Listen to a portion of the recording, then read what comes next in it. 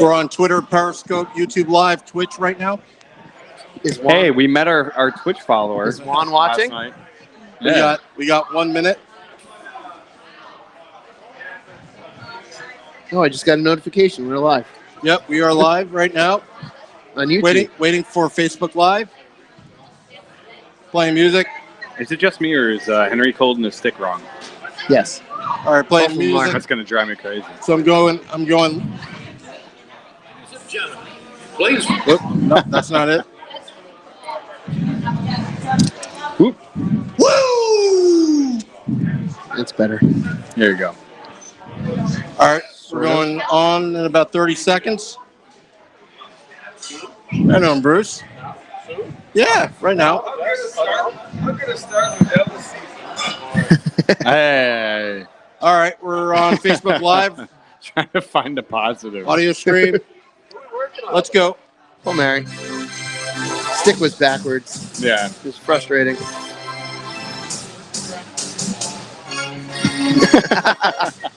Seriously.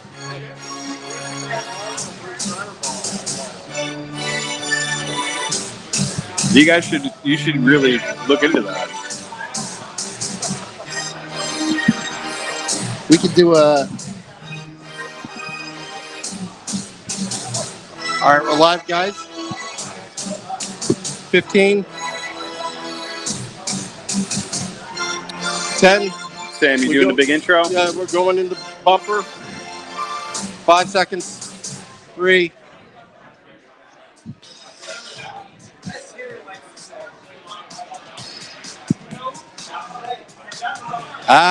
Happy Devil Saturday. We're here at the Grasshopper off the green. This is the Let's Go Devils podcast. Season 3, episode 5. I forgot that. There it is. There's your There it is. quote. We have already bet the one quota of the day. Sam screws up on live air. So we're ready to go. I'm here with Shorts Guy, Beer Baron, and we have our guest, Bruce Driver, former Devils captain, Stanley Cup champion with us right now. Give a round of applause. Yeah, Bruce. It sounds like you have a fan over there, Bruce. You might have to give that guy an autograph. I got the loudest cheer from Grant Marshall. Unbelievable. No, I got to tell you, first of all, before we even get started, one of the things I love is Grant has this beautiful table set up in the back. There's a lot of memorabilia. There's some amazing jerseys, some pictures, all these other things that are really great. And thank you guys for bringing that here. Where's your table? Bruce, we got to get you a table. We got to get you we got to get you set up. We got to get you a table. So yeah, right, exactly. Right? We got to get you everything. Like, bring in some old jerseys that you have, and we'll set you up nice. I've got a lot older jerseys than Grant. Unfortunately or fortunately, I don't know which that is. So, we were talking earlier about last night. I think that's the Do topic. we want to talk about last night? I don't think anybody wants to talk about Let's talk about the first half of last All right, night. we'll talk about it in halves. The first 40 minutes of it? Yeah, sure. We'll talk about that. Yeah, well, you know what? It was an exciting night for the players, obviously. Home opener, a lot of new players, a lot of new faces. Got off to a great start. Things looked really, really good for the first almost 2 periods. And, gave up a goal late, which is usually, in the business, we say the kiss of death, but usually try to right the ship from that. And, unfortunately, the third period, Winnipeg just kind of took over the game. It's funny because when they went up 3-0, in the back of my head, the Stan Fischler curse is a 3-0 lead. And when they went up 4-0, I'm like, oh, this is great. And especially the goal that Coleman scored, which was, I watched it 1,000 times, and I still can't figure out how he was able to, one hand, as he's getting kind of wrapped around, just flick it into the net. Yeah, well, you know what? On that play, there was probably 3 penalties. Oh, yeah, for sure. He had one for holding as well. Got away with that, but he was very fortunate. The puck kind of flipped up on end on his stick. Yep. But players are so strong in their forearms. He was able to get enough leverage with that puck flipped up on his stick and flipped to the goalie. He had no idea. Didn't expect it to be a shot that was going to be off the ice, and it was in the net. So great for the Devils. Obviously, the crowd went nuts. They've already talking about goal of the year in the first game, first Devils game of the year. So I don't know how long that'll last, but it was one heck of a goal, that's for sure. Oh, watch out, Bruce, Mike. Oh boy, Look at that. Thank you. that's table Yeah, service. fancy. There Now, you what go. kind of drink is that from the The best- Grasshopper off the green? It's Irish coffee. Oh, okay. Oh, yeah. Yeah, the best kind of service in the world. Now we got to Exactly. pay some bills right now. All So, right, so pay the bills, Sam. so we have Miller Lite specials, Yingling specials, 350 pints, and also since we're playing the Buffalo Sabres tonight, buy the buffalo wings. They're very good here, very tasty. You guys want to add? No, to that? I think you got it Yeah. all. By the way, chicken fingers are great. I'm trying to. I'm sorry, DJ Shelley's over there. She's trying to. Hey, what's going on? His mic. which one? Turn up Bruce's? Turn up Bruce's Oh, yeah, mic. turn Bruce's mic up. Okay, thank you. Sorry. All right. And, Thanks, Sam. and it's a very big honor we have DJ Shelley here tonight as well. This is so cool. Being here at the Grasshopper, being here with Bruce, Grant, DJ Shelley. This is crazy. Like now, I kind of feel how the Devils feel. We're doing a back-to-back. We're on a road. Whose idea was that to do a back-to-back live show? podcast. I mean, PJ Ryan's last night before the game at the Rock, the home opener, that was a lot of fun because we didn't realize we're on the second floor and we can look down at the sea of Devils fans with a bullhorn yelling at them the entire time, just getting everybody rowdied up. And I wanted to start a riot and be like, it's Taylor Ham and see like everybody fight each other.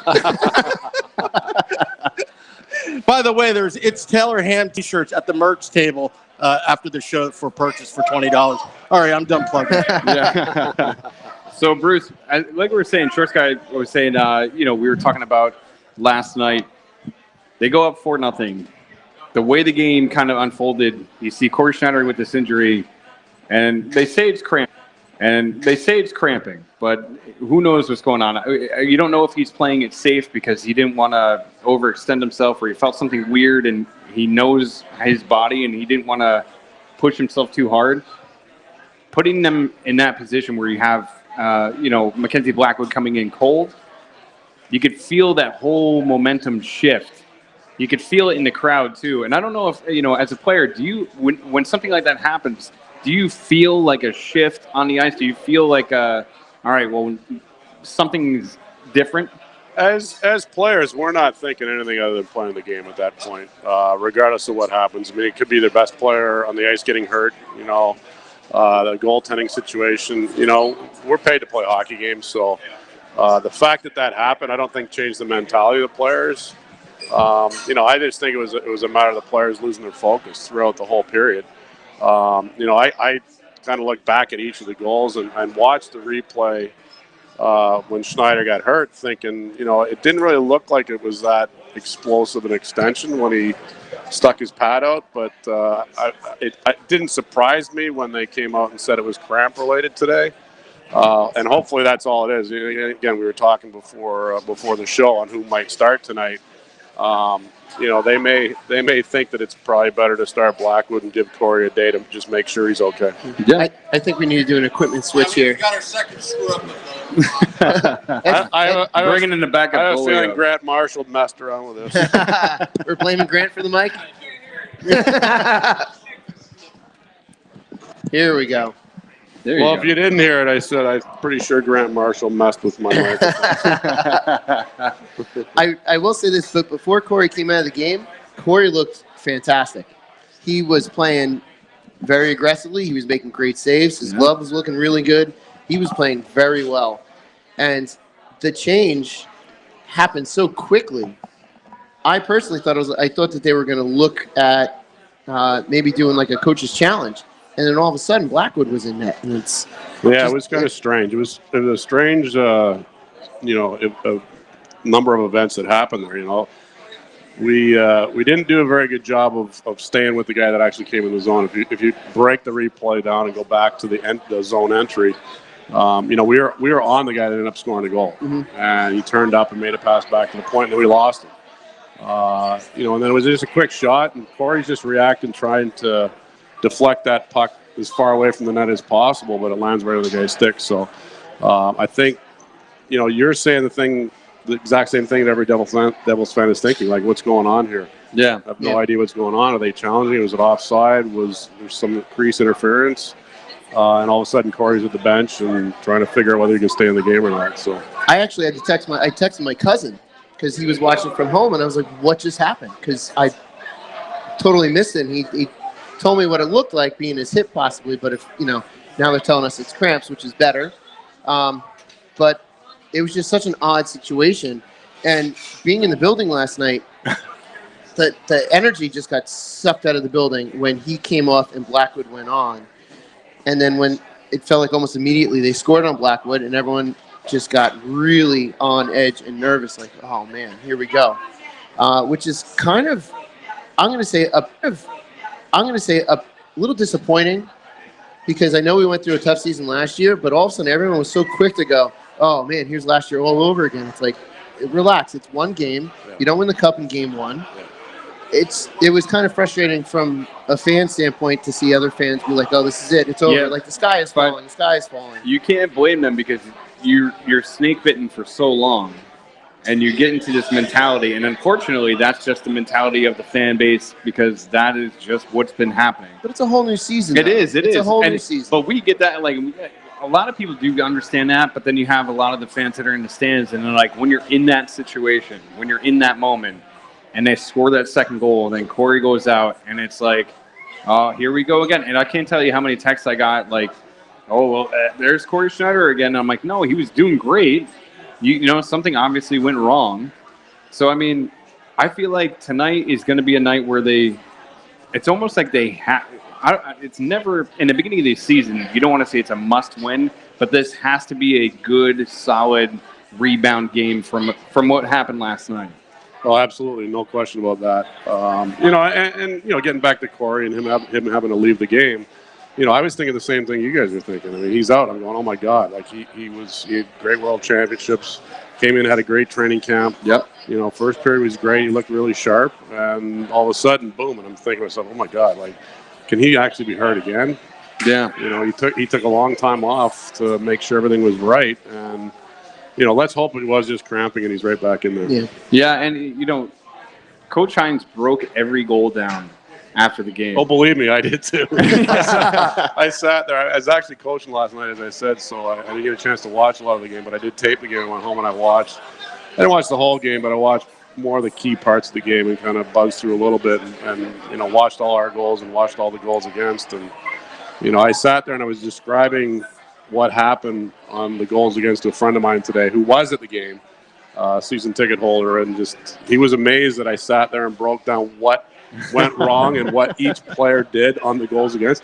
But, that's what we do as professional players. I mean, we see the game a little bit differently than the casual fan, and we see all the mistakes made, and coaches can pick it apart instantly. I mean, they know, they're watching it live, and they often don't even have to look at a replay to realize, what should have happened for players to play a little safer to make sure pucks get out of the zone and picking up the right guys in front of the net and picking the right guys in the slot. Now, you're saying that you could break it down, and I found it very interesting that John Hines did the same thing, breaking every play down, kind of looking at everything. He was able to kind of pinpoint certain things, and he said they were fixable. Now, when you watched it and you were looking at everything, did you feel the same way? Did you feel like it was a fixable situation? Yeah, absolutely. I mean, you look at a couple situations where players had the puck and in areas where they had a little time, but they couldn't get the puck out and didn't get the puck out. Sometimes, and I'm not pointing to any player individually because it happened to a player that was in the league for a few years. I think the confidence level sometimes takes over in games. Where players think they have more time to make maybe a better play rather than a safe play. And then pucks don't get out, and then all of a sudden it's in your net. We were talking about the fourth goal, how long that puck was in the zone. And I looked back at the time, and it was, I think Dano said it was 2+ minutes. It was a little bit under 2 minutes it was in the zone. I want to say it was a minute and a half. Seemed like it was 5 minutes. The puck was in the zone because it kept moving around the outside. But we had 2 chances to get the puck out, or at least make a better play to put pressure on the other team to make sure that they're going to give the puck back to us, and ultimately did, and ended up in the net. That's normally what happens. Good teams do that. I had to do a double take when that whole sequence was going on and count the red versus white sweaters on the ice, and I was like, it's like a power play, but it was 5-on-5. But they Winnipeg moved the puck around the zone so well. We just couldn't, like you said, we just couldn't get it out, and they just dominated for roughly 2 minutes, and back in the net it went. It was like, I don't know why it is. I mean, it's always tougher to defend. When you have the puck on offense, it's obviously a lot easier. When you have the puck and you're creating offense and guys are moving around a little bit, and not everybody's involved in that. Not everybody's involved in that 5-on-5 play because they don't have the puck. But defending, you're really working hard to be in the right position and moving a lot more. So it makes sense that the defensive team gets a lot more tired in their own zone than the offensive team. And you know as well as I know, and I know you and Blackwood are professionals, but that's a long 2 minutes when they're in your zone and you're going back and forth, left and right in your crease. That's a long, tiring 2 minutes for the goaltender. It's a long time, and believe me, as you know, I only coach at the amateur level, but the kids I coach right now, there's times where I'm barking out, chip it out, gotta be out, and it stays in, and then I'm looking at the other coach, I'm going, we're in trouble here, and you can almost feel and know that when you're stuck in your zone for that length of time, that it's going to end up ultimately being in the net. Now, when you were playing, have you ever been stuck in that situation when you just, no matter what you guys are doing, you just could not get the puck out of the zone and you're just pinned down by another team? Well, sure. I mean, it happens. I mean, I'd say it happens every game. You know, it's just a matter of how the players on the ice handle it. And what ends up happening a lot of times, more so in the second periods than anything else, is you'll get a line change where the forwards get off, but the defensemen don't get off, and the new forwards come on, and they don't really realize the importance of making sure pucks get in deep so the defenseman can get off, because that's a long, long change in the second period. So harder for youth kids to understand that concept, where pros, should be a little bit smarter, get in the red line, get it in deep, and make sure that you can get your defenseman off and get fresh bodies on the ice. But it really depends on who's working the hardest in their zone, who's going to be tired. But I've certainly gone through that, no question. And I find it fun. There's fans that will look at that and they're like, it's only 2 minutes. It's only 2 minutes. Why is that such a big deal to be on the ice for that, for a 2 minute stretch?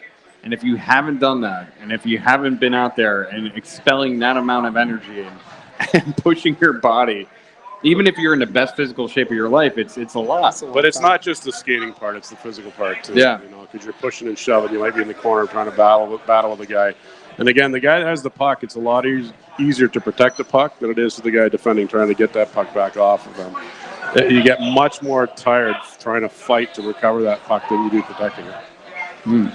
So last night's game's over. They traveled to Buffalo last night. Is that easier to travel immediately after a game versus the next morning on a back-to-back and wake up in the city you're playing in, or does it not matter? I honestly don't think it matters. I think it's great that they're getting right back at it right away and not having a day to think about it and think about what went wrong. The mentality should be tonight, just go back into the game thinking, play a speed game, but just play a lot smarter. No matter what happens, whether the Devils score first or Buffalo scores first tonight, have that mentality of what they need to do and what they did in preseason to have success that they did have there, and get the ball rolling. But the bottom line is, if you score 4 goals in a game in this league, even though there's a little bit more scoring, you should win hockey games. So we got to find a way to play a little bit smarter with the lead, obviously, and I think they just got maybe a little bit caught up in it being first game. Things are rolling. We're up 4-0. I'm not saying they're looking for that 5th goal, but just kind of took foot off the pedal a little bit and cheated a little bit here or there, and then all of a sudden the game turned. And that's a good team. I mean, Winnipeg's got they got some talent. They got some talent up front. I mean, everybody talks about their blue line and the 3 players that they had last year that aren't there now, and that was a big hit, the 3 guys that they've lost, and try to replace those 3 guys. That's where their Achilles heel is, and you got to make sure that you're playing in their zone and make them work. So, did it great for almost 2 periods, but 3rd period was a little bit of an eye-opener. Now, watching the like you said, you watched it afterwards, and you kind of watched it in the the clips of the game. Was there anybody that really stood out that impressed you? Well, I think at points, you look at certain players that look like they're having really good games. Taylor Hall, I think, was looking pretty good in a lot of parts of the game. He did have 1 turnover on the goal, though, unfortunately. Yep. But our defense, also a couple of our defensemen had turnovers.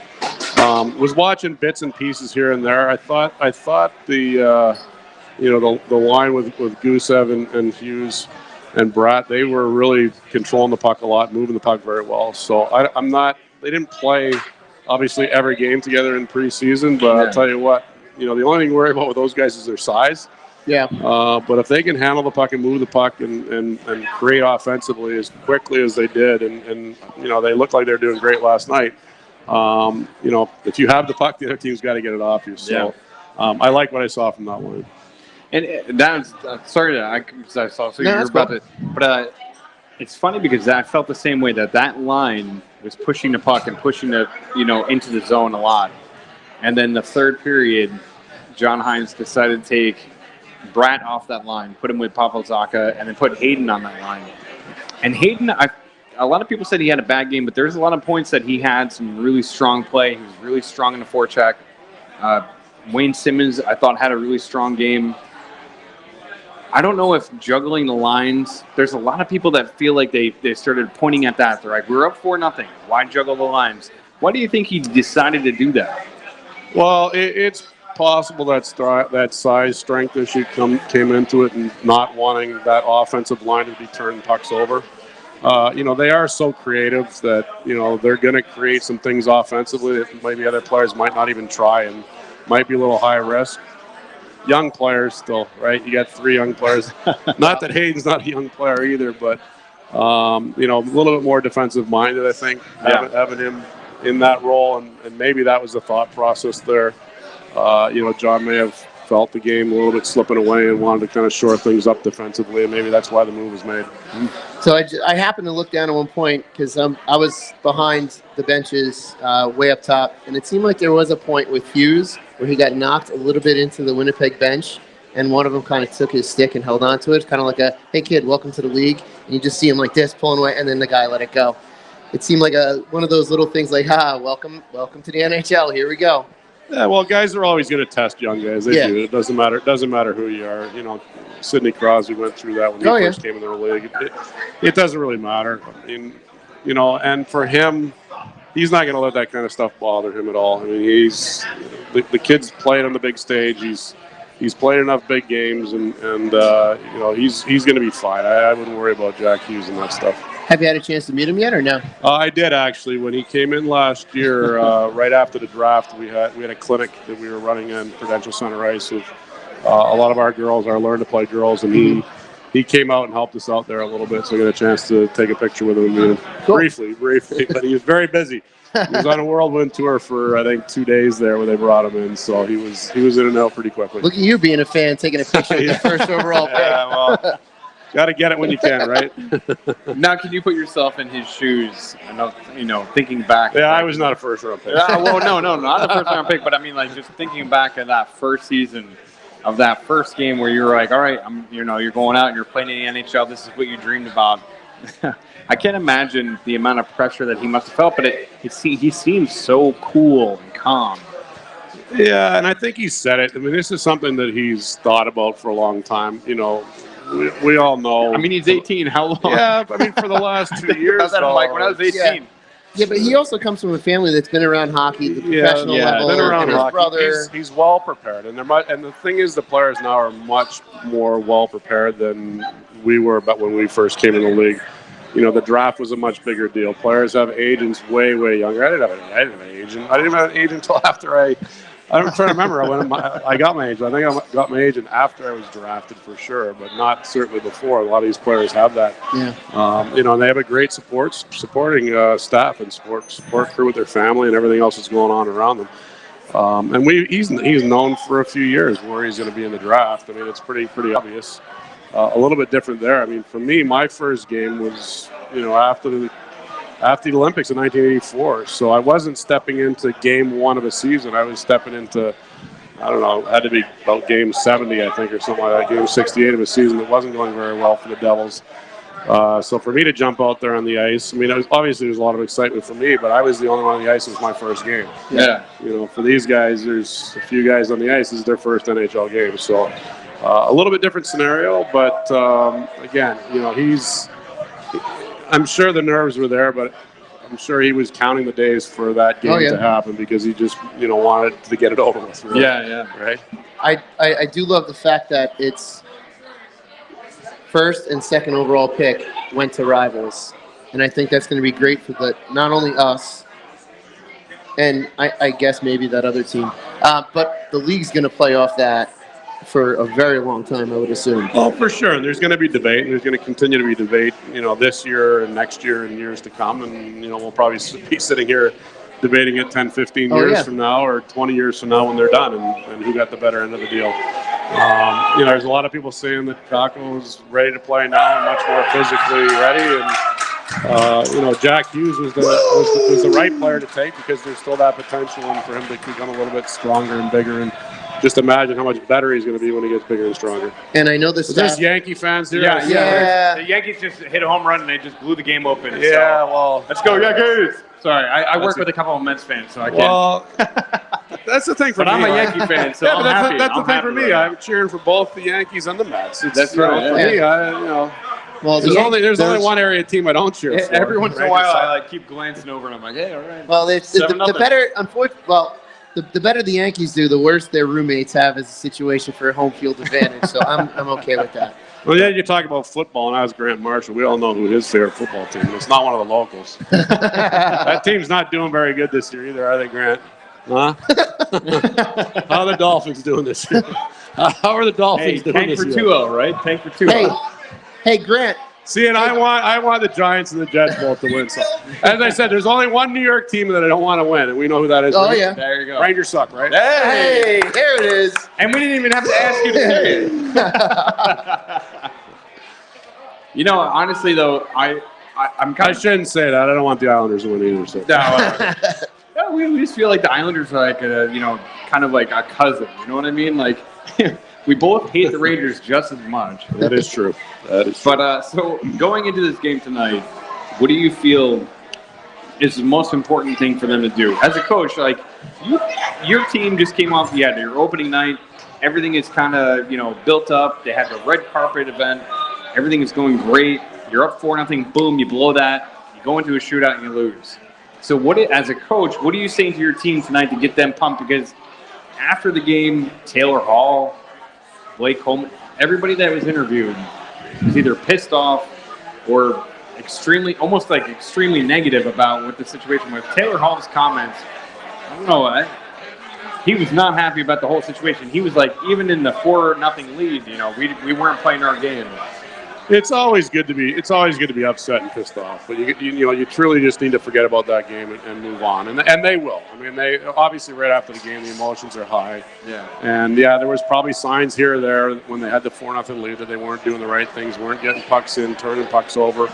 But that's what happens. We were talking earlier about Stan Fischler, a 3-goal lead is the worst lead in hockey. Yeah. We've heard it time and time again, and then you said we scored the fourth one, so we should be okay, but still. It was still 3-0. Yeah. So inevitably you get the lead, and it's no fault of anybody. It's just kind of the way things go. When you score goals like that, that false sense of security sometimes creeps in, and you start making mistakes and not doing the right things. But the bottom line is, Buffalo won their first game, and people are already talking about Pittsburgh and saying, "Oh boy, that was a terrible game for them, losing to Buffalo." Buffalo's a pretty good team. Oh, yeah. They got a lot of very good young players. They got a new coach. Yep. A coach that loves his players. He's very demanding, but he's going to be very structured. So they cannot go into this game thinking that Buffalo is going to be the Buffalo of old. This is not going to be an easy game for them. And I'm sure John Hines is going to get that message across to them loud and clear. In the most profanity-filled way that he can, I'm sure. Oh, he may use For it. sure. So, For sure. Bruce, we want to thank you for coming on. Absolutely. As always. My pleasure, guys. Appreciate you coming by. Good to see you. All right. Bruce Driver, everyone. Let's Stanley go Cup Devils. champion for the New Jersey Devils. Let's go Devils. And I think one of your fans is coming up next. So Grant Marshall? Yeah, that guy, Grant Marshall. Sorry, I don't have a microphone right now, so this is my alternative. The opening act is done. The comedy act. Oh my. Grant? Yeah. Welcome. Thank you. Welcome How are back. Good. How are you doing? you? You guys look good. Thanks. So do you. man. Still wearing shorts. What are you, Johnny well, I Cash, kinda dressed in have to. black? Man. Right? You're dressed in black. You're murdered It's out. crazy, right? You're murdered out. My wife From head to dresses. toe. My wife dresses me. She's over there. Everybody, look at my wife. She dresses. You got good me. taste. You got good taste. If I even think of wearing a certain outfit, she's like, no. That's just, You gotta run it by her that before you is leave. not gonna work. And I'm like, what do you mean? And she's like, exactly what I just said. Right. That's right. You can't walk out with a sweater and shorts. You know. It I just mean, doesn't What's work. wrong with that? I mean, sometimes it doesn't work. Well, no, but if it's an ugly Christmas sweater and a nice Hey, designer pair of shorts, it probably won't work. I don't know. lobster shorts. Let's get some lobster shorts. I probably don't blame her. So we were just talking to Bruce about his thoughts about last night. So right off the bat, what 4-0, lose that lead, go into a shootout, you lose in a shootout. What are your thoughts about last night's game? Initial thought was not good. Shouldn't happen. But it's also a really, really good learning experience, learning tool. To say does that happen quite a bit? Of course it does. It happens. It's just one of those things where you can almost justify it when it's you're up 4-0, 4-1, and then halfway through the second period it's 4-2, 4-3, and then you're kind of battling through the third period. But when you're up 4-1 with about 12 and a half, 13 minutes to go, that's a tough pill to swallow. Yeah. But you know what? It is what it is. You move on. You got Buffalo tonight, and you deal with it. And that's the only way you can do it. And if you don't, then your mindset's in the wrong place. Mm-hmm. But you know, it's in saying that again, you have to acknowledge the fact that you can't go to you can't get in a habit of doing things like that. You got to be solid defensively. You got to be doing the right things at the right time, and obviously that didn't happen. But I'm expecting 81 more games, right? Yeah. So You don't win it in the first game. No, I remember. At least they got a point out of it. Was it last year? I was talking to somebody last year. Might have been you guys. The Devils are 4-0. Yeah, right. Yeah. To start. And we were like It ordering was the fresh. rings, and I'm like, well, let's just we got 78 Yeah. games to go. Yeah. This is a good start. That's what you want. And it ended up that unfortunately they didn't make the playoffs, but they're a young team. I think they're going to be an electric team. They're going to be exciting to watch. Yeah. I think we were talking this was it last week, kind of on the phone, just in regards to that. I think they're going to be a good team. They're going to be exciting. They're going to be a lot of ups and downs, but it's how they manage themselves, how they execute. Obviously, they were executing early in the game last night. Yeah, they were. And not so much laterally in the third period. But I'm excited about this young squad, and I think the fans should be as well. Yeah, they were very electric in the very beginning, and going up 4-0 just by the second period, which is great. So we know they can score. It's just defensively, it seems like there's some things to tighten up, and then obviously Blackwood probably had zero thought that he would even be in that game last night, and then all of a sudden, and I know it's his job to be prepared no matter what, but when you're cruising 4-0, and all of a sudden it's like, oh no, you got to go now. Yeah. That's a bit of a reality check on that one, wasn't absolutely. it? I agree. I understand that. It's one of those things when things are going well, but that's where you have to come together from, and not that they didn't necessarily, voicing certain things on the bench and whatnot, but that's where you got to come together and just say, listen, we put ourselves in this little situation. We were up 4-1, now it's 4-3 or whatever it was. Yeah. And whether the injury to goalie, you can never use that excuse. I mean, both goalies, you're going into it when you have a team. Both goalies, you think of them as their number one. Yes. Even though reality is you got your number one, you got your two, whatever it is. But they're playing in this league because they can play in this league. Mm-hmm. Yeah. Oh, absolutely. So, and both goalies, I like and I trust, and I'm assuming and I'm sure the team trusts as the coaching staff. So that's a non-issue. It just happens, and unfortunately, that's a position that gets labeled a lot because the goal gets behind them. The puck is behind them when more 90% of the time it's not their fault. It's the people in front of them. So, but this is a learning curve. It's a reality check, and they have to, you got to play 60 minutes. It's not going to be a perfect 60 minutes, but you have to still play 60 minutes regardless. And I'm confident the team's going to figure it out. They got a good coaching staff, and you got some good young players, good core, and they got a good veteran core as well. So things should be fine. I hope, anyways. Yeah. So go ahead. I was going to say, and as the coaching staff seems to be very good with the younger players, and a little bit of adversity like this is never a bad thing, especially early on, because you get there's that learning curve, like you mentioned. You just get to, all right, we did this wrong, and now you move on, game 2, boom, like that. Well, that's just it. You have to have a short-term memory when it comes to this kind of thing. You talk about facing adversity, but you don't really want to face that this kind. But you're going to get it. It's a learning tool. I'm going to tell you, they're going to do it. This is going to happen to them a couple more times this year. As every team, as the best teams in the league, is going to happen. It's the way the game is. And you know what? As much as we spent this whole time talking about how the failure side of what the Devils did or didn't do, you got to give the other team credit. The other team did not. Good. They didn't quit. They're good. Down 4-0. They didn't quit. They kept going. So you have to show a little respect on that side of it too. Yeah. Which plays a huge part as well. Which is funny because a lot of us and this is just strictly from a fan point of view. There's a lot of us that kind of look at the situation. You're like, it's Winnipeg. It's the Winnipeg Jets. And why? Is that because why? Because they're in Canada? No. Hey. Really? No. I'm going to get out of the way. Yeah, we might want. I don't know. No, it's because you look at it and you're like, they're not in your conference. Right. They're not in your face. You don't see them a lot. You don't see them that often, and you forget about it. Yeah. And you forget about how talented that team actually is. Well, you're right. Yeah, sorry, you're right. But you know what? That comes also from a fan standpoint as well. You got to take it in a situation that the players in the locker room, the coaching staff, from the morning building up to the game time, the video. This team has been in the playoffs and they've done well. Yeah, and they're actually, good. they should have went quite far. Yeah. So you're 100% right. But from a player standpoint, you don't think those things because we either in this league and we know what they're capable of doing, and it's one of those shame on us for letting that slip away. Yeah. Thing, right? Yeah. But you are right. I get what you're saying. Yeah, and I mean that's strictly from a fan point of view. You look at it and you kind of dismiss a team because you don't see them all the time. That team is loaded with Laine, with Wheeler. There's so much talent on that team, and you could see they lost Trouba too. And they lost Trouba, but they still have. And Bruce brought up a good point about their defense not being as strong because they lost Trouba, but they still have enough talent to climb back into a game.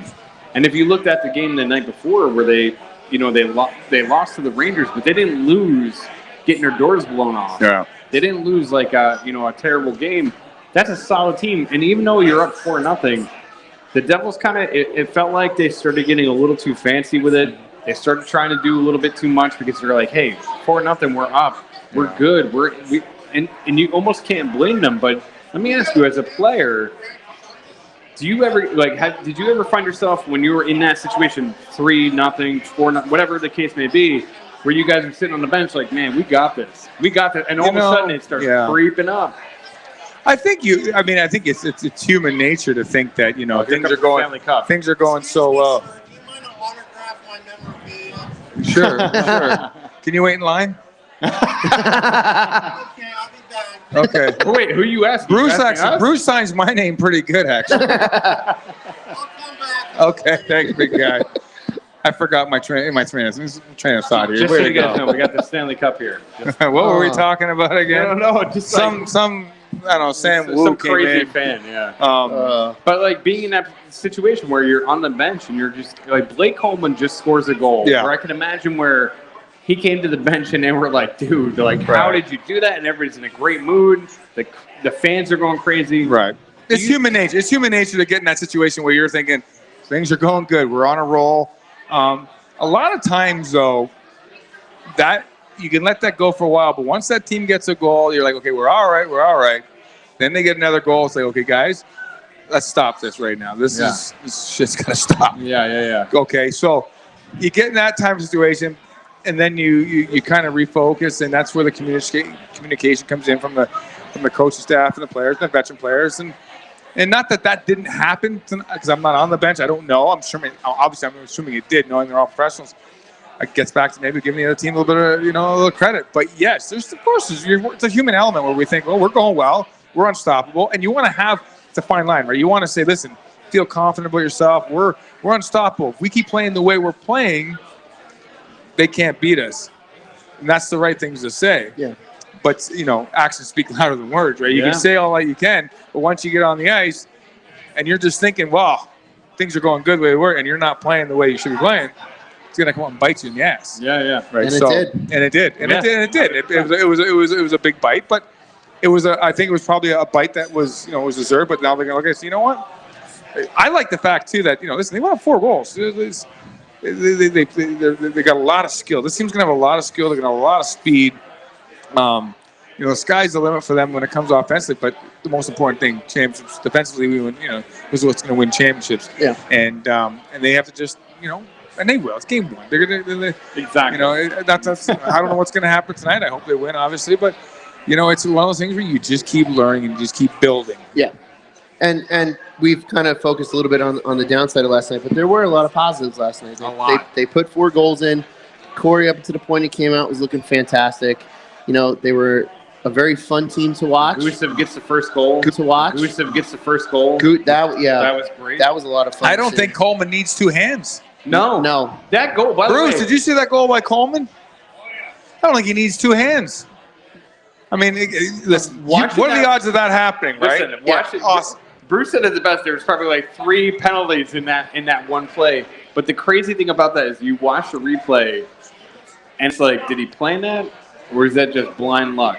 Was that like that goal? That goal was just. That was just let me do what I need to get. I tell you what. But that's not the first time he's done that. He's got the arms. He's got the forearm strength of a strong man because I don't even know how he lifted the puck with the one hand. That was awful. That was impressive. I mean, kudos to him. I watched that replay when they showed it on the big board, and I looked at Winnipeg's goalie, and you could just tell through his mask like the look of disgust that he had in himself. I think the goalie was disgusted. Yeah, when he realized that went by, and Coleman was on the ice with one hand. He just looked disgusted. But then he may have used that as something within himself to turn his game around because after that goal, he was lights out. Yeah, he did very well. Very possible. I mean, it can go both ways, right? Mm-hmm. But I forget the goal. That was a pretty good goal. It was a great goal. But, you know what? I found it kind of funny because like the interview with Taylor Hall right after the game, and he was obviously upset. Right. He was short with a lot of the questions, kind of like snippy with a lot of the responses that he had. And I would be too if I was in that situation. Right.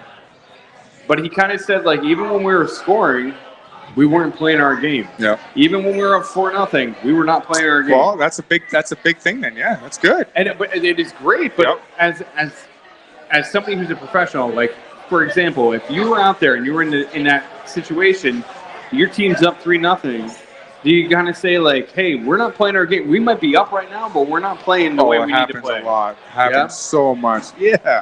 So much that you can get – you're saying to yourself, we're up, but this is not our game plan. This is not who we are. Yeah. This isn't our identity, let's say. But, again, gets back to that human element. We are that. So we're human, right? So you feel good about yourself. You feel a little more – you're going to do a little bit more than you probably think you should because your style of play is a certain way.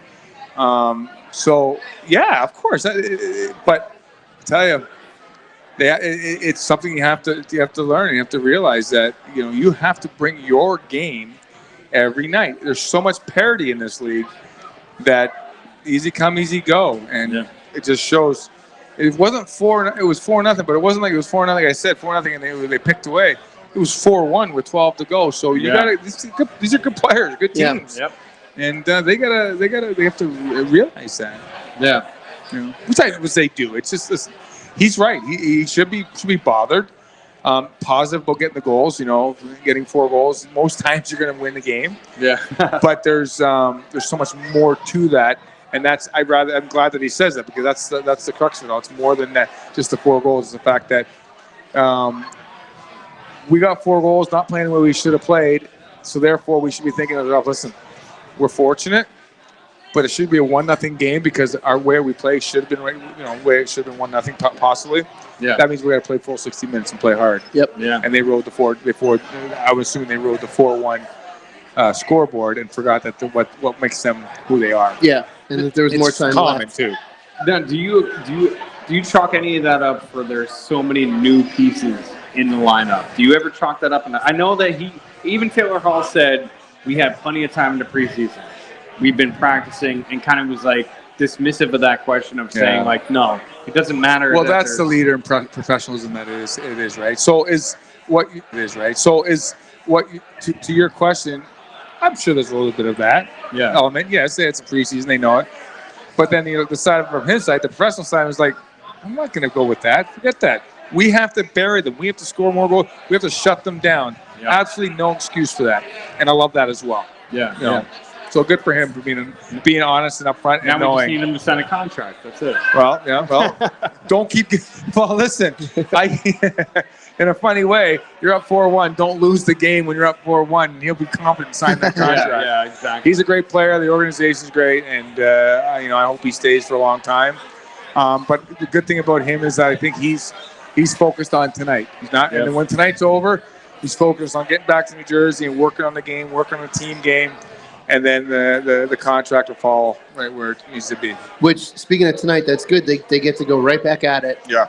That's a good thing, yeah. Yeah, and they get to go right to Buffalo, maybe having that away game, and a little bit of togetherness with the guys and kind of figure out what went wrong, and then move right on to day 2, game number 2, and then hopefully get a much better result tonight in a full 60-minute game with the victory at the end. Well, yeah, exactly. And, I sometimes, it's, if you're having trouble scoring, you're not, that could be just as more alarming than not. You can figure, well, we got a little worked.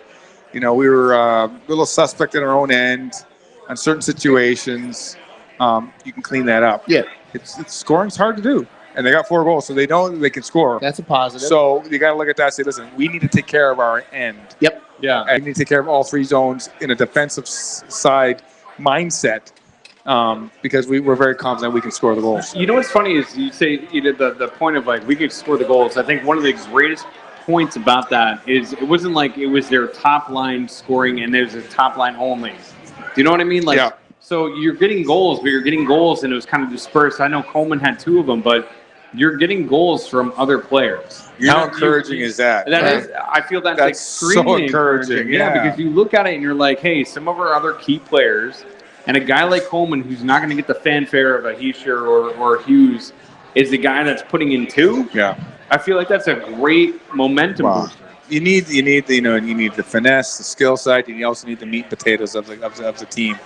And he's definitely a meat and potatoes of the team. Oh yeah, and that is in no way an insult. I mean, he's a kind of a heart and soul core type of guy, and I think you got those. Let's just use the word finesse type players, the skilled players like the Heisers, Halls, Hughes, and probably can go on the Gusevs that are going to feed off that as well, right? Yeah. And you got to make them play hard and play more together in that offensive aspect. So yeah, I agree. They're good. They're going to be fine. Where they're going to end up, I don't know, but I'm confident that they're going to do fine. I agree. I feel like that even though they lost last night, and it sucked. Every part of it sucked. Well, you know what it is. As a fan, and being in the stands, and I'm just going to be brutally honest, like as a fan, when you're up 4-0, you're so jacked up. And it's opening night. Yeah. You're so pumped, and we had the show right before. I was so excited. I had 4 13-year-old kids who were Ranger fans right behind me that were like, in the beginning, I was like, laughing.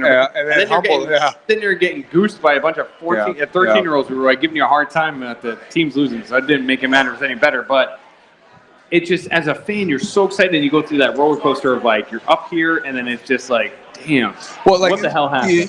If they lose 6-2, you think we weren't good tonight. Yeah.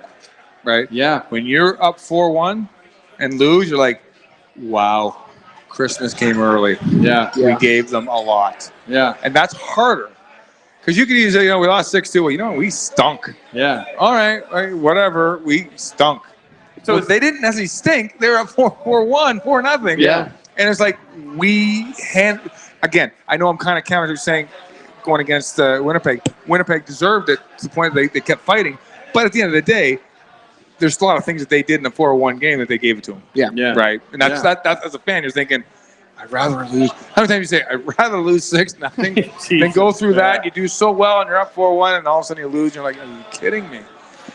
I don't know what would be harder as a professional losing a game like that, or as a fan losing a game like that. Because like as a professional, you can kind of be like, all right, well, I know what we did. I know how we. Well, we can control that in a way that we can. Tonight we can play tonight. You're going to be watching like, I hope they bring it tonight because they deserve to win last night, or they blew it last night, or however you want to say it. It's hard as a fan. Listen, I'm retired and I'm a fan. I'm like, oh my God, what are they doing? How they? Oh my God, what are they doing? How they? I get nervous watching. What are they? But they're in control. They know what they got to do, and if they're not doing it, they know they're not doing it. Yeah. We're always hoping, right? Yeah. We're fans. We're hoping they're going to do the right thing, or we're hoping they figure out what they're doing. And that's the unknown as a fan. It's the unknown, which is the beauty of being a fan, right? Fans are great here, and they're passionate, and they love the team, and they feel what the team feels a lot of times. Yep. Sometimes worse, sometimes more. Oh yeah. Because you can't control it. Yeah, exactly. We weren't going to go undefeated. I know that. So win tonight, and I think last night can be forgiven. Just win tonight. Well, it has to be, right? And last night's you have forgiven. to. Well, I mean, in 2 months, you're not really gonna remember it. That's true. That's so true. So it's you have to have a short-term memory. When you get into a habit of this happening a few times, you're like, oh, is this our trend? Is this what's going to happen? But it's as much as it happens, every team will go through this situation where they're up 4-0, 4-1, and give up the lead and give up the game. It happens, but you just got to know that it shouldn't happen. It's not supposed to happen. Yeah. You got to bear down, and I expect them to bear down tonight. And if they don't, well, then they got to figure it out. Yeah. And it's funny because you brought up last year when we were talking, they're 4-0, and we're like, here we go, man. We're going to be on that. Yeah. We're going to be on that. We all did. I did too. Yeah. But I also, playing the game, I also know, it's exciting. But let's just keep. Exactly. Let's worry about tomorrow's practice type of thing, right? Yeah. And I think both you and Bruce nailed that. Is that 82 game season? Yeah. You know what I mean? Like as a fan, you live in that moment. You live in that like glass case of emotion. You know what I mean? Rightfully like, so. As it's happening. Rightfully so. As it's happening. You don't know what to do yourself. Right. Somebody punted Baxter off a bridge, and that's all you can deal with. As a player, it's like you like you said, you have to forget it, throw it out the window. Yeah. You know what? In 2 weeks, you won't even remember that game. No. I think that's as a fan. Like we have to keep reminding ourselves. Like live in that moment. And you won't. No, you won't, and that's okay because it's just so. And that's the beauty of being a great fan. It's just so hard to do it because you get so invested in the team and wanting so much for them, which is so cool. That it's like all sports. I'm a Dodger fan, and the Dodgers were terrible last night. And I watched the whole game, and I'm like, even today, I'm like, God, they got 17 strikeouts, but they're thinking, I've gone to Washington, and I'm worried about tomorrow. Yeah, and I got tomorrow to worry about. I gotta do my homework on the pitcher that's pitching, and that's it. We're still stewing in it because that's what we do because we know we don't have to actually face that pitcher, centerman, goalie, whatever. You know, so it's a lot harder as a fan in that regard. Absolutely. Especially that. See, I care about you guys. Thank you, I understand that. I understand the turmoil the fans go through, and I really do. Actually, I do. It's easier for us because we have no choice but to let it go because that's the professionalism in us, and we're also we're gonna have a short-term career. Yeah, and you guys control more than we can. Absolutely. We can only do so much, be so loud, and then that's it. Yeah. Like you guys are the ones putting the goals in the net, keeping them out of the net. That's out of our control. Cheering as loud as you can helps propels us to play better, or gives us the want to score, which is great. Yeah. But we actually do the actual movement, the actual scoring. Doing it. So we're in that bowl. Okay, it's great, but I have to do that, so I'm in control of that. Which is, it's so funny to like when we sit here and we talk to you, or we talk to Bruce, or we talk to anybody that's actually played the game on the highest level. And I think about it like you played in a Game 7 in the Stanley Cup Finals. Yeah. And that. So cool. Which is like as a. Are you cool? Which is like as a. Are you jealous? It's so cool. I'm super It's so cool. Are you kidding me? Like, oh my God! I understand how awesome it is. I can't tell. I will never know how that feels.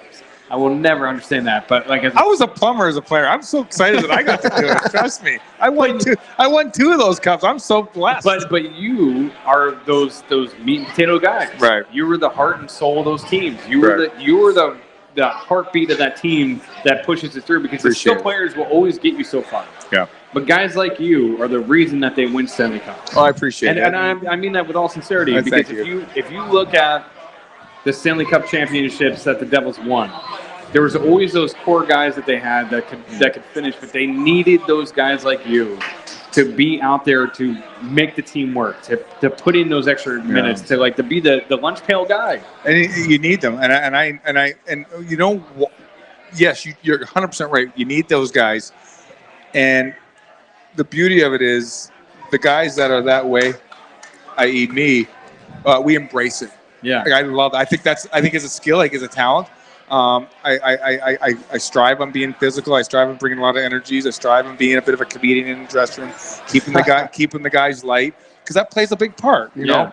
And then so to me that's a I take that as a positive, as a compliment, and I take that and I run with it, because that's who I am and that's who I want to be. And I know and I think that's how it's been successful with the teams that I was on. But also knowing that you know, the skill set that we had and the talent that we had was ultimately unbelievable for us. Yeah, it made me look good as well. Playing with Gomez and Elias did not stink. Well, I mean, even Elias is my favorite player, but I wasn't your favorite player. You're mean. I'm just giving you all these compliments. I'm six. I give you. I'm gonna get out of the way. I'm the sixth favorite player in the one month that you've seen me play. Oh my gosh. No. Hey, Elias is a phenomenal player. No, but he should be one of your favorites. But I mean, honestly, you like I said, you have those guys that are like those skill players. Yeah. You guys are the bloodline, the heartbeat of the team.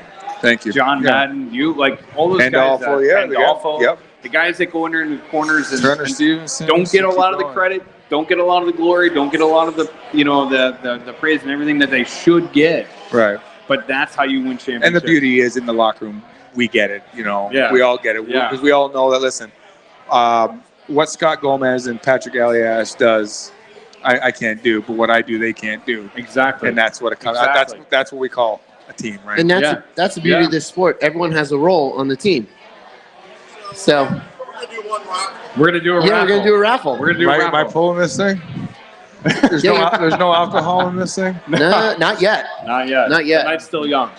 All right. All right, what are we raffling off, Sam, before we call the numbers? What are we raffling off? Bruce Driver's Grand Cherokee. You get Bruce Driver's Grand Cherokee, but not the keys, right? Does that make sense? Not worth anything. All right, what do we? Which one do we want to pick? Let's do the Marty. Let's do the Marty stick. The Marty stick? The Marty stick. All right, the mini Marty stick. But it's not a real stick. Yeah, no, but it's the small replica. Well, you can't like play hockey with it, right? No, but it was a giveaway, and we're giving it away again. Oh, okay. Yeah, you put it on your desk and be proud of it. Because it's not really a real stick, right? No, it's a little small. Maybe for an ant. It's a little small. You're right. Good, right? Good. Yeah. Zoolander. You knew where I was going. We haven't egged that one, did we? We're good. All right, for the mini Martin Brodeur stick. You want me to call this out? Yeah, sure. Call it out. Okay. Raffle. Mini Marty Brodeur stick. Okay. Yep. It is 186075. 075. 075 in the raffle.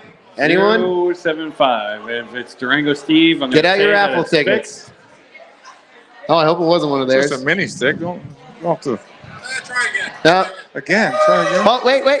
Oh, wait. Oh. Wait, we have a winner. Oh. What? Late bloomer. Oh, hey. Hey. Wait. You're eating your chicken wings and you just forgot to look at the ticket, right? I get it. All right. You get a All mini right. stick. Who is it that won? Can you see? I can see who won. There we go. Bruce, can you give him the mini stick? Does that go right to you, right? No, I have one already. Right. I have one already. 1 minute. 1 minute. Oh, man. So, No pressure. Grant, before we go, Pressure. that big guy right there, you need to talk to him because he's a Dolphin fan as well. Yeah, I feel your man. pain, Tank my for friend. Tua. Yeah, you- Tank for Tua. I feel your pain, right? You guys can go have some I'll keep 350 cheering. Miller Lights and Yinlings. But are we going to keep cheering for them? Darn right we Darn are. right. We may not be the brightest, but we'll keep cheering for them. Hey, thick and thin, right? No matter what your team is doing, win or we have lose. 5 first-round picks the next 2 years. I'm telling you, They they're gonna may be screw it up, but still, before that happens, they still got 5 first-round picks. I know we shouldn't be talking football, but if Tua translate into the NFL, like See, I personally would wait. I would wait. I'd build Lawrence? up. I'd get Chase Young. I'd get that Worst kid. I'd get a cornerback, and then you got 2 picks. I'd get a quarterback next year. Or tank again. But I won't be upset. Lawrence, I won't be upset to get 2. I guess. Get Lawrence out of Clemson. That's what I'm saying. Yeah, but he's terrible right now. Yeah, but he's got the skills. Struggling. Go Buckeyes! By the way, they're playing on at 7:30. Just want to let you know. Go Buckeyes! I don't know. They got plenty of TVs. Yes, I'm sure they can Buckeyes. put Yeah, it well, on. I mean, my uncle's taught at Wisconsin, so I have Wisconsin, more of a Wisconsin. Buckeyes! There's been a lot of tension between you two. I'm gonna Dodgers and Buckeyes. some weird taste. You're Kind of weird, all over right? the And Dolphins. You're in the And Midwest, Dolphins. on the West Coast, down in the South. Toronto Raptors. Where else did I go? Manchester United. Oh, now you I lost tell you, I'm me. giving you Now all my, I'm lost giving you me. all my teams. Now There you lost go. me there. What? Hey, but Liverpool. You know what? Oh, you are evil. But they're going to win it all this year. Oh, they better win They, it all. no, They better win it all. They're going to win it this year. They're good. They're the best team. But you And forgot- City. What? He's counting it down. 5 seconds. Oh, 4, 3. hey. Hey, all We're right. Hey, thank you guys. We're done. Thank you for coming Grasshopper. out. Devils Buffalo in like 30 seconds. 30 seconds. Grant, thank you for coming on. And remember, You guys are let's the best. go. Devils. You guys are awesome. Thank you. Thank you.